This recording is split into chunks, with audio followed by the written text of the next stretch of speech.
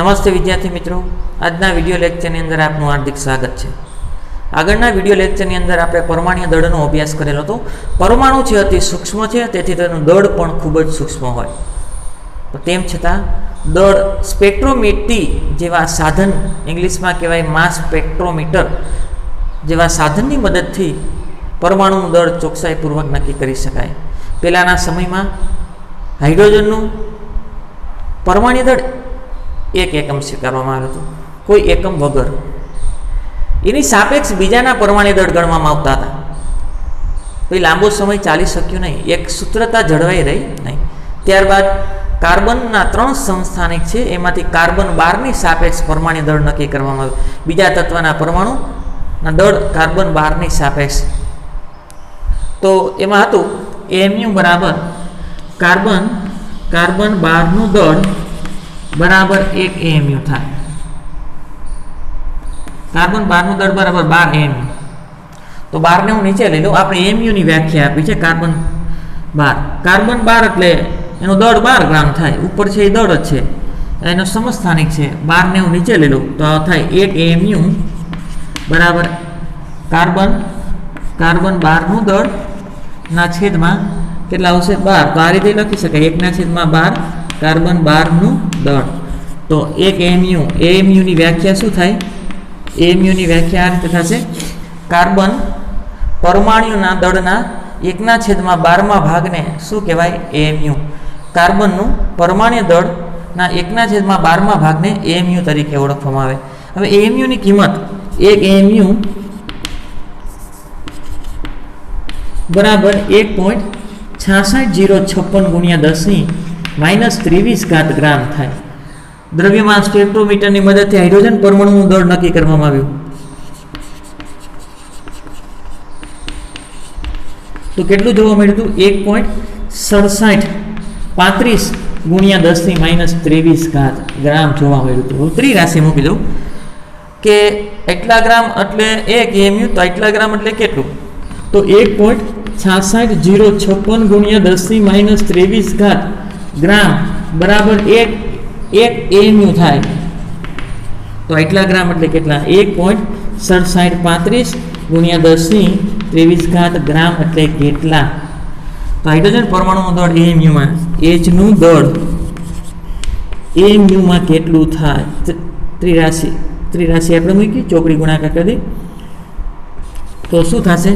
1.6735 ગુણ્યા 10⁻³ ના છેદમાં 1.66056 ગુણ્યા 10⁻23 ગ્રામ, આ ગ્રામ, આ એમયુ તો હતા, ગ્રામ કેન્સલ, અહીંયા જવાબ મળતો હતો 1.0078 એએમયુ, અને છેલ્લે સન્નિકટન એટલે રાઉન્ડિંગ ઓફ કરીને 1.008 યુ લખતા હતા। યુ એટલે યુનિફાઈડ માસ, એકત્રિત કરેલું માસ। આવી રીતે બીજા તત્વના દળ પણ નક્કી કરી શકાય। આજે આપણે સરેરાશ પરમાણ્વીય દળ નક્કી કરવાના છે। હવે જો આવત કોષ્ટકની અંદર તત્વના દળ આપેલા છે, એ સરેરાશ દળ છે। હું એમ કહું કે કાર્બન, તો પૃથ્વીની સપાટી પર કાર્બન 3 પ્રકારના કાર્બન મળી, એકબીજાના સમસ્થાનિક કહેવાય। કાર્બન છે તો કાર્બન 12 હોય, કાર્બન 13 હોય અને કાર્બન 14 હોય, આ એકબીજાના સમસ્થાનિક છે। સમસ્થાનિકની વ્યાખ્યા લખું છું, સમસ્થાનિક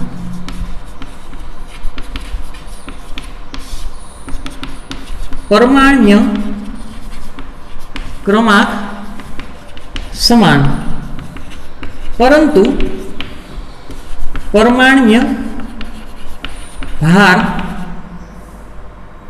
ક્રમાંક જુદા અને પરમાણ્વીય ક્રમાંક સમાન અને પરમાણ્વીય ભાર જુદા, એને એકબીજાના સમસ્થાનિક કહેવાય। પરમાણ્વીય ક્રમાંક સમાન હોય પરંતુ પરમાણ્વીય ભાર જુદા હોય ને એકબીજાના સમસ્થાનિક કહેવાય। દાખલા તરીકે કાર્બન પરમાણુ ક્રમાંક 6, એનો પરમાણ્વીય ભાર 12, કાર્બન પરમાણુ ક્રમાંક 6 પરમાણુ ભાર 13, કાર્બન પરમાણુ ક્રમાંક 7 પરમાણુ ભાર 14, કાર્બનના 3 સમસ્થાનિક મળે 12, 13 ને 14, 12, 13 ને 14। આ પરમાણ્વીય ક્રમાંક સમાન છે પરંતુ પરમાણ્વીય ભાર જુદો છે ને એકબીજાના સમસ્થાનિક કહેવાય. કાર્બનના 3 સમસ્થાનિક જોવા મળે. તો એમ કે પૃથ્વીના પેટાળની અંદર અથવા પૃથ્વીની સપાટી પર જ્યાં કાર્બન મળે છે તો અહીંયા કોણ હોય? કાર્બન 12 હોય, કાર્બન 13 હોય, કાર્બન 14 હોય. તો બધાના આણ્વીય દળ જુદા છે. તો આવત કોષ્ટકની અંદર જે કંઈ આણ્વીય દળ છે ને સરેરાશ આણ્વીય દળ છે. શું છે? સરેરાશ આણ્વીય દળ. તો સરેરાશ આણ્વીય દળ કઈ રીતે ગણવું? તો એવું કે કુદરતી રીતે મળેલા તત્વો, કુદરતમાંથી જે કાંઈ તત્વો મળે છે એકબીજાના સમસ્થાનિક હોય. ઓક્સિજનને પણ સમસ્થાનિક હોય, O16 O18. ક્લોરિનને સમસ્થાનિક હોય, ક્લોરિન 35 અને ક્લોરિન 37. એવી રીતે કાર્બનના 3 સમસ્થાનિક, કાર્બન 12, કાર્બન 13 અને કાર્બન 14. તો એવું કહે છે કુદરતી રીતે મળેલા તત્વો એક કરતાં વધારે સમસ્થાનિક ધરાવે. તો તમને એવું પર MCQ પૂછે કે કાર્બનના કેટલા સમસ્થાનિક? તો 3. ક્યાં? કાર્બન 12, કાર્બન 13 અને કાર્બન 14. આગળ તેમની પ્રચુરતા એટલે કે પ્રમાણ, પૃથ્વીના પોપડામાં એની પ્રચુરતા જુદી હોય, પ્રમાણ ટકામાં જુદું જુદું હોય. એને ધ્યાનમાં લઈ અને તેના પરથી તત્વોનું પરમાણ્વીય દળ, સરેરાશ પરમાણ્વીય દળ નક્કી કરી શકાય. તો કાર્બનના 3 સમસ્થાનિક છે, કાર્બન 12, કાર્બન 13 અને કાર્બન 14. તો પૃથ્વીના પોપડામાં મળતી પ્રચુરતા હું લખું છું. સમસ્થાનિક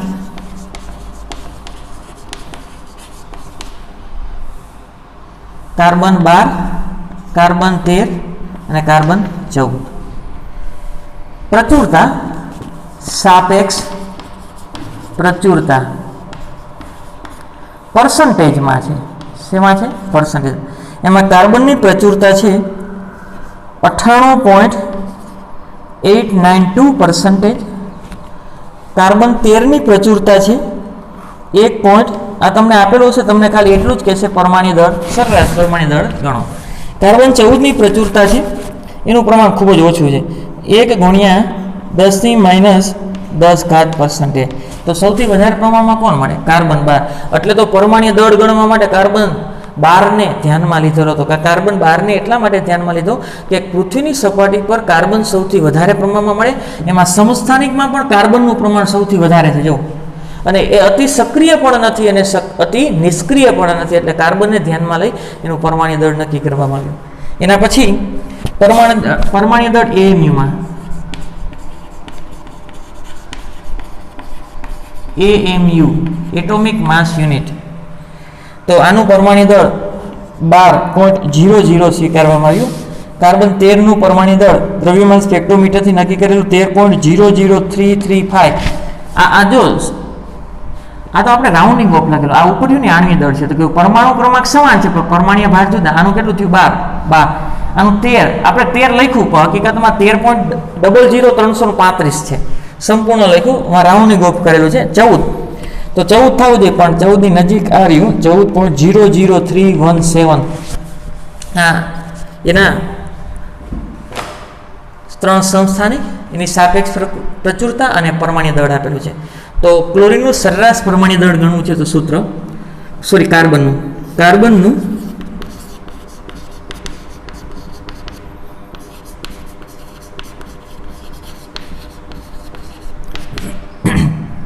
તો આવું થશે. કાર્બન 12ની પ્રચુરતા, કાર્બન 12ની પ્રચુરતા એને ગુણાકારમાં એનું પરમાણ્વીય દળ અથવા પરમાણુ ભાર પ્લસ કાર્બન 13ની પ્રચુરતા, કાર્બન 13ની પ્રચુરતા ગુણ્યા એનો પરમાણ્વીય ભાર, પરમાણુ ભાર પ્લસ શું આવશે? કાર્બન 14ની પ્રચુરતા, કાર્બન 14ની પ્રચુરતા ગુણાકારમાં પરમાણુ ભાર અને છેદમાં છે ને આ ટકાવારી આપી છે. ટકાવારી દૂર કરવા માટે 100 લખવા પડે અથવા બધાનું લખી નાખું કે કાર્બન 13, કાર્બન 12 અને કાર્બન 14નું ટકાવારીનો સરવાળો, કુલ ટકાવાર પ્રમાણ. એ શું લખું? કુલ ટકાવાર પ્રમાણ. તો કુલ ટકાવાર પ્રમાણ તો કેટલું થાય? 100 જ થશે. કુલ ટકાવાર પ્રમાણ કેટલું થશે? 100. આ બધાનો સરવાળો કરશો એટલે 100 જ થાય. હવે ગણતરી કરી. કાર્બન 12 ની પ્રચુરતા કેટલી છે? કાર્બન 12 ની પ્રચુરતા કેટલી છે? 98.892. એનો પરમાણુ ભાર કેટલો છે? 12. એનો ગુણાકાર કરવાનો, પછી સરવાળો. કાર્બન 13 ની પ્રચુરતા. કાર્બન 13 ની પ્રચુરતા કેટલી છે? 1.108. ગુણાકારમાં એનો પરમાણુ ભાર કેટલો છે? 13.00335 પ્લસ. હવે શું કરવાનો? કાર્બન 14 ની પ્રચુરતા. કાર્બન 14 ની પ્રચુરતા કેટલી છે? 1 ગુણ્યા 10⁻10 ગુણ્યા એની પરમાણુ ભાર 14.00317 અને છેદમાં કુલ ટકાવાર પ્રમાણ. એટલે કુલ ટકાવાર પ્રમાણ તમે ગણશો ને 100 થશે. હવે શું કામ 100 લખ્યું યાર? હવે આના છેદમાં 100 લખો, આના છેદમાં 100 લખો, આના છેદમાં 100 લખો, તો વચ્ચે સરવાળો છે, 100 કોમન નીકળી એટલે બધાના છેદમાં 100 જ આવશે. શું કામ? આ ટકાવાર પ્રમાણ છે, તો ટકાવાર પ્રમાણ દૂર કરવા માટે હંમેશા આપણે 100 વડે ભાગવા પડે. યાદ રાખો, ટકા કાઢી છે ત્યારે 100 વડે ગુણી છે, તો ટકા દૂર કરવા માટે 100 વડે શું કરી છે? ભાગી છે. હવે ઘણીમાં અહીંયા ડાયરેક્ટ 100 ન ગુણેલા હોય તો એ ટકાવાર પ્રમાણ દૂર કરેલું હશે. 98.892 ને બદલે આવું લખેલું હશે, પોઈન્ટ અહીંયા હોય તો એને ભાગાકારમાં 100 કરી નાખો એટલે પોઈન્ટ અહીંયા આવે. અહીંયા કેટલો આવશે? 0.01. અહીંયા પણ પોઈન્ટ દૂર કરવાનો, અથવા 100 લખી નાખો તો પણ વાંધો નહીં. તો આને આ કિંમત મૂકવાની છે. જો તમે 100 ન લખતા હોય તો આના છેદમાં 100 કરી પછી એ કિંમત લખવી, આના છેદમાં 100 કરી પછી કિંમત લખવી, અને આના છેદમાં 100 કરી અને પછી કિંમત લખવી. અને એનો જવાબ આવે છે 12.011. એનો જવાબ આવે છે 12.011 AMU અથવા તો યુ લખી શકાય. આ કાર્બનનું સરેરાશ પરમાણુ દળ મેળવ્યો. કાર્બન 3, કાર્બન 12, કાર્બન 13 અને કાર્બન 14 3 પ્રકારના સમસ્થાનિક જોવા મળે. એમાં બધાની પ્રચુરતા અને દળ જુદું છે. તો સરેરાશ દળ કેટલું મળે છે? 12.011 યુ. યુ એટલે યુનિફાઈડ માસ, એટોમિક માસ યુનિટ ને શોર્ટ ફોર્મમાં યુનિફાઈડ માસ. બીજા ઉદાહરણ દ્વારા જોઈ. ફરીથી આ કુદરતી રીતે મળેલા તત્વો એક કરતાં વધારે સમસ્થાનિક ધરાવે. સમસ્થાનિક કોને કહેવાય? પરમાણુ ક્રમાંક સરખો હોય, અહીંયા 6 આવશે. પરમાણુ ક્રમાંક સરખો હોય પરંતુ પરમાણુ ભારાંક કેવો હોય? જુદો. પરમાણુ ભારાંક એટલે પરમાણુ દળ, એને એકબીજાના સમસ્થાનિક કહેવાય. તો એની પ્રચુરતા જુદી જુદી હોય, પરમાણુ દળ જુદા હોય, તો કુદરતી રીતે મળે છે એ આવત કોષ્ટકની અંદર જે કંઈ તત્વો છે એ બધા સરેરાશ પરમાણુ ભાર જ છે. આવત કોષ્ટકની અંદર જેટલા તત્વો છે એ બધા શું દર્શાવે છે? સરેરાશ પરમાણુ ભાર. તો નોંધ લખું, આવર્ત કોષ્ટકમાં દર્શાવેલા પરમાણ્વીય ભાર એ શું છે? સરેરાશ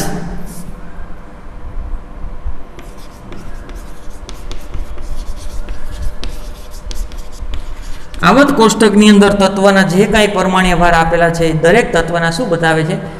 પરમાણ્વીય ભારનું સરેરાશ પરમાણ્વીય ભાર બતાવે છે. સરેરાશ પરમાણ્વીય દળનું એક એક્ઝામ્પલ છે સ્વાધ્યાય 1.9. નીચેની માહિતીનો ઉપયોગ કરી અને ક્લોરીનનું સરેરાશ પરમાણ્વીય દળ ગણો. ક્લોરીનના બે સમસ્થાનિક, ક્લોરીન 35 અને ક્લોરીન 37. બંનેનો પરમાણુ ક્રમાંક સરખો છે પરંતુ પરમાણ્વીય ભાર જુદા છે. એને એકબીજાના સમસ્થાનિક કહેવાય. કુદરતમાં પ્રચુરતા છે, એનું મોલર દળ આપેલું છે, તો એનું સરેરાશ પરમાણ્વીય દળ ગણવાનું છે. તો ક્લોરીનનું સરેરાશ પરમાણ્વીય દળ સૂત્ર લખો. Cl નું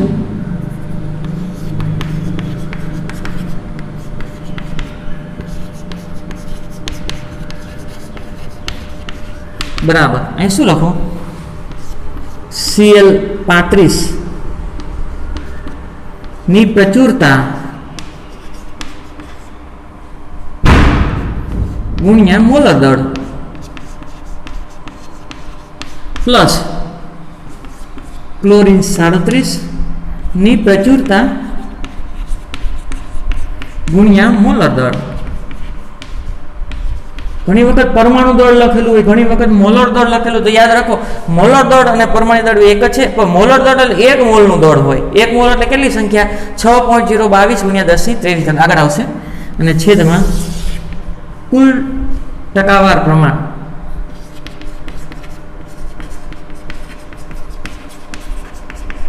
કુલ ટકાવાર પ્રમાણ બંનેનો સરવાળો થશે. ક્લોરીનની પ્રચુરતા કેટલી છે 75.77 ગુણ્યા એનું દળ 34.9689 એ બંનેનો ગુણાકાર પ્લસ ક્લોરીનની 37ની પ્રચુરતા 24.23 એનું પરમાણ્ય દળ મોલર દળ 36.9659 અને છેદમાં કુલ ટકાવાર પ્રમાણ એટલે કે 75.77 પ્લસ 24.23 એટલે બેનો સરવાળો કરો થશે 100. શું કામ 100 કરવો પડ્યો? ટકાવારી દૂર કરવા માટે આપણે શું કર્યું? 100 કર્યા. આગળ એનું પરમાણ્ય દળ સાદુરૂપ આવશે 35.47 જેવું આવશે. કેટલું આવશે? 35.47 અથવા 45 જેવું આવશે. યુ લખાય, યુ એટલે એટોમિક માસ યુનિટ, અને એમાં પણ આપણે રાઉન્ડિંગ ઓફ કરીએ અને કેટલું લખીએ છીએ? 35.5 યુ. આ કોનું લખીએ છીએ? ક્લોરીનનું. તો આ કોષ્ટકની અંદર આપેલું છે, કારણ કે આ પરમાણ્ય દળ તો જોવો જોઈએ, એકનું 34 ને એકનું 36 છે. ક્લોરીન 35 છે તો 34.96 છે અને એકનું 36.96 છે, 37ની નજીક, એક 35ની નજીક છે. પણ સરેરાશ પરમાણ્ય દળ તો કેટલું આવે છે? 35.5. બીજું એક હોમવર્કમાં તમારે લખવાનું છે, સ્વાધ્યાય હોમવર્ક. સ્વાધ્યાયનો પ્રશ્ન 1.32 આ હોમવર્કમાં લખવાનું છે. પાકી બુકમાં તમારે લખી નાખવું. હોમવર્કમાં આના જેવું જ છે. સ્વાધ્યાય પ્રશ્ન નંબર 1.32 એ હોમવર્કમાં છે, પાકી બુકમાં ઉતારી નાખો. આગળનો ટોપિક છે આણ્વીય દળ. તો પહેલા અણુ કોને કહેવાય? હવે સંયોજન છે, સંયોજનમાં જે કંઈ અણુ છે, અણુની અંદર જેટલા પરમાણુ છે એ પરમાણુ ભારના સરવાળાને આણ્વીય દળ કહેવાય. દાખલા તરીકે પાણીનો અણુ છે તો H2O, તો H2O નો અણુ છે એમાં જેટલા પરમાણુ છે એના પરમાણુ ભારના સરવાળાને શું કહેવાય? આણ્વીય દળ. તો એવું કહે છે સંયોજનનું આણ્વીય દળ તેના અણુમાં રહેલા બધા જ તત્વો, જેટલા તત્વો હોય એના પરમાણ્ય દળના સરવાળાને, પરમાણ્ય દળના સરવાળાને શું કહેવાય? આણ્વીય દળ. તો એ કઈ રીતે ગણી શકે? દરેક તત્વના પરમાણ્ય દળ લેવાના છે, દરેક તત્વના પરમાણ્ય દળ અને દરેક પરમાણુની સંખ્યાનો ગુણોત્તર નહીં પરંતુ ગુણાકાર કરી અને મેળવી શકાય. ઉદાહરણ ધારો છે, પરમાણુ ભાર હું થોડાક લખું છું, તમને મોઢે આવડવા જોઈએ, ન આવડે તો પણ ચાલશે, પરીક્ષાની અંદર આપેલા હશે પરમાણુ ભાર. જે વારંવાર વપરાય છે એ આપણને ખબર હોવી જોઈએ. હાઇડ્રોજન છે એનો પરમાણુ ભાર છે 1.007, પણ હું એક લઉં છું યુ. કાર્બનનો પરમાણુ ભાર 12 યુ એટલે યુનિફાઈડ માસ અથવા AMU atomic mass unit carbon 12ના સંદર્ભમાં. ઓક્સિજનનો પરમાણુ ભાર એ વારંવાર વપરાશે, છોકરાઓ યાદ રાખજો, નકર આપેલા તો હશે જ 16 યુ. આગળ નાઇટ્રોજનનો પરમાણુ ભાર 14 યુ. ક્લોરીન Cl પરમાણુ ભાર 35.5 યુ. સલ્ફર પરમાણુ ભાર, સલ્ફરનો પરમાણુ ભાર થશે 32 યુ અને સોડિયમ એનો પરમાણુ ભાર થશે 23 યુ. બરોબર? આ વારંવાર વપરાશે, આ સિવાય બીજા છે વારંવાર વપરાશે, પણ આ તો બહુ ખાસ carbon, nitrogen, oxygen, chlorine, sulphur ને સોડિયમ આ બધા ખાસ ધ્યાન રાખજો. પરમાણુ ભાર આપેલા છે, કાંઈ નથી કરવાનું. અણુની અંદર જેટલા તત્વ છે એના પરમાણુ ભારના સરવાળાને શું કહેવાય? આણ્વીય ભાર અથવા અણુ ભાર. ધારો કે મારે તમને એમ કે પેલું ઉદાહરણ લઉં, CH4 આનું નામ થાય મિથેન. મિથેન એનું આણ્વીય દળ ગણો. શું કીધું છે? એનું આણ્વીય દળ ગણવાનું છે. તો CH4 નું આણ્વીય દળ બરાબર, CH4 નું આણ્વીય દળ બરાબર. હવે જો એક સૂત્ર લખું છું, પછી લાંબુ લખવાની જરૂર નથી. એવું કીધું કે તેમ અણુમાં રહેલા બધા તત્વના પરમાણુ, કેટલા પરમાણુ છે? કાર્બન, એનું પરમાણ્ય દળ અને તેની સંખ્યાનો ગુણાકાર કરવાનો છે.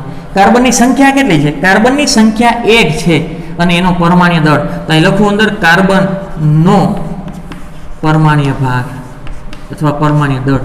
તો કાર્બનનો પરમાણુ ભાર અને તેની સંખ્યાનો શું કીધું? ગુણાકાર.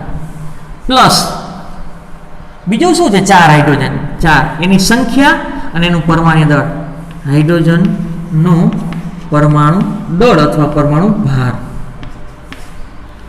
બસ આ સૂત્ર છે. તો તત્વો છે એની અંદર અણુ છે એની અંદર જેટલા તત્વો હતા એટલે બધા આવી ગયા. કાર્બન 1 અને કાર્બનનો પરમાણુ ભાર પ્લસ હાઇડ્રોજન 4 અને હાઇડ્રોજનનો પરમાણુ ભાર. તો 1 કાર્બનનો પરમાણુ ભાર જોઈ લો કેટલો છે 12 પ્લસ 4 હાઇડ્રોજનનો પરમાણુ ભાર 1. તો આનું સાદુરૂપ 12 પ્લસ 4 એટલે 16.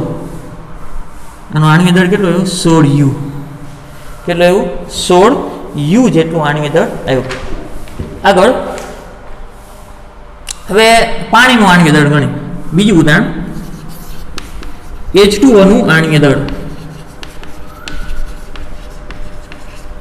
શું ગણવું છે H2O નું આણ્વિક દળ. તો H2O નું આણ્વિક દળ ગણવું હોય તો એની અંદર તત્વો કેટલા છે બે પ્રકારના તત્વ હાઇડ્રોજન અને ઓક્સિજન. તો 2 અને કૌંસમાં શું લખું હાઇડ્રોજનનો પરમાણુ ભાર પરમાણુ ભાર અથવા પરમાણ્વીય ભાર પ્લસ ઓક્સિજન કેટલા છે 1. તો 1 અને કૌંસમાં શું લખું ઓક્સિજનનો પરમાણુ ભાર. તો અણુની અંદર જેટલા તત્વો છે એ બધાના પરમાણુ ભારના સરવાળાને શું કહેવાય આણ્વિક ભાર. 2 હાઇડ્રોજનનો પરમાણુ ભાર 1, ઓક્સિજનનો પરમાણુ ભાર 16 અને 2 તો 18 U થાય. તો પાણીનું આણ્વિક દળ અથવા અણુભાર આણ્વિક દળ અથવા એને શું અણુભાર કેટલો થશે 18 U જેટલો થાય. બીજા વધારે ઉદાહરણ જોઈએ પહેલા સ્ક્રીનશોટ પાડી લો. આગળ આપણે NaCl નું આણ્વિક દળ ગણી. તો આણ્વિક દળ બરાબર હવે હું પરમાણુ ભાર ને એવું નથી લખતો ડાયરેક્ટ સંખ્યા. અહીં શું લખું 1 સોડિયમનો પરમાણુ ભાર પ્લસ 1 ક્લોરીનનો પરમાણુ ભાર. સોડિયમનો પરમાણુ ભાર જોઈ લો કેટલો છે 23 પ્લસ ક્લોરીનનો કેટલો છે 35.5 5 ને 3 8 5 58.5 U. કેટલો જવાબ આવશે 58.5. આગળ NaCl નું આણ્વિક દળ 58.5 આવશે. આગળ ચોથું તમને એમ પૂછે ગ્લુકોઝનું આણ્વિક દળ અથવા અણુભાર. તો સૌ પ્રથમ ગ્લુકોઝનું તમને છે ને અણુસૂત્ર ખબર હોવી જોઈએ. Carbon hydrogen oxygen 6 12 6. આ કોનું સૂત્ર થયું ગ્લુકોઝનું. કોનું સૂત્ર થયું ગ્લુકોઝ એનો અણુભાર બરાબર શું લખશો એક તો અહીંયા લખું બરાબર કાર્બન પરમાણુની સંખ્યા 6 છે અંદર કૌંસની અંદર કાર્બનનો પરમાણુ ભાર પ્લસ 12 હાઇડ્રોજન કૌંસમાં હાઇડ્રોજનનો પરમાણુ ભાર. ઓક્સિજન કેટલા છે 6 કૌંસની અંદર ઓક્સિજનનો પરમાણુ ભાર. 6 કાર્બન છે કાર્બનનો પરમાણુ ભાર 12. આ ખાસ ધ્યાન રાખજો વારંવાર ઉપયોગ આવશે 12મા ધોરણમાં અથવા 11મા ધોરણમાં. આ 12 હાઇડ્રોજન 1 ઓક્સિજન 16. તો આનું સાદું રૂપ આપશો તો ગ્લુકોઝનો આણ્વિક દળ 180 U આવશે યુનિફાઈડ માસ. આગળ 5 તમને એમોનિયાનું પૂછે અથવા યુરિયાનું પૂછે. યુરિયાનું લેવા લો.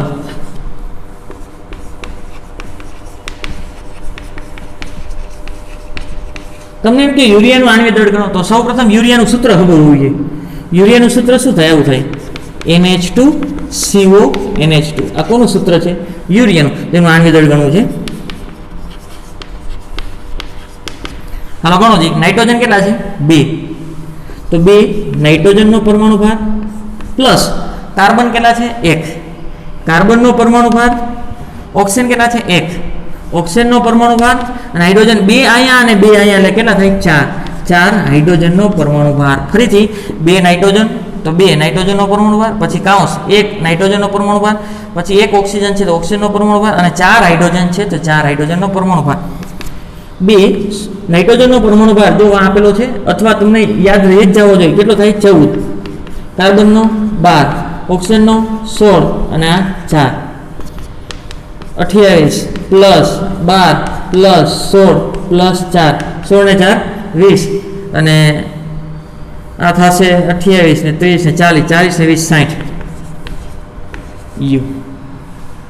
આગળ હવે તમને એમ પૂછે કે એમોનિયાનો અણુભાર ગણો. છઠ્ઠું એમોનિયા અણુભાર અથવા આણ્વિક દળ. તો પહેલાં તો એમોનિયાનું સૂત્ર ખબર હોવી જોઈએ. એમોનિયા એટલે શું થાય? NH3 નો અણુભાર અથવા આણ્વીય દળ. તો એમાં નાઇટ્રોજન કેટલા છે? 1. તો 1 કૌંસની અંદર નાઇટ્રોજનનો પરમાણુ ભાર. હાઇડ્રોજન કેટલા છે? 3. તો 3 કૌંસની અંદર હાઇડ્રોજનનો પરમાણુ ભાર. નાઇટ્રોજનનો પરમાણુ ભાર, નાઇટ્રોજન કેટલો છે? 14 પ્લસ 3 હાઇડ્રોજનનો પરમાણુ ભાર. હાઇડ્રોજનનો પરમાણુ ભાર કેટલો છે? 1. તો 14 ને 3 17 U. આવી રીતે તમે ખાંડનો પણ લખી શકો. તો હોમવર્કમાં આપું છું 1-2 હોમવર્ક. સુક્રોઝ. સુક્રોઝ એટલે થાય ખાંડ. સુક્રોઝ એટલે શું થાય? ખાંડ. એનું સૂત્ર લખતું કાર્બન, હાઇડ્રોજન, ઓક્સિજન 12 22 11. 6 બાર 6 એટલે ગ્લુકોઝ થાય અને 12 22 11 એટલે થાય સુક્રોઝ. બીજું સલ્ફ્યુરિક એસિડ.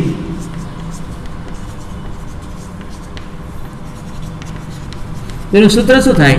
H2SO4 એ વારંવાર વપરાશે. આગળ નાઇટ્રિક એસિડ. ત્રીજું નાઇટ્રિક એસિડ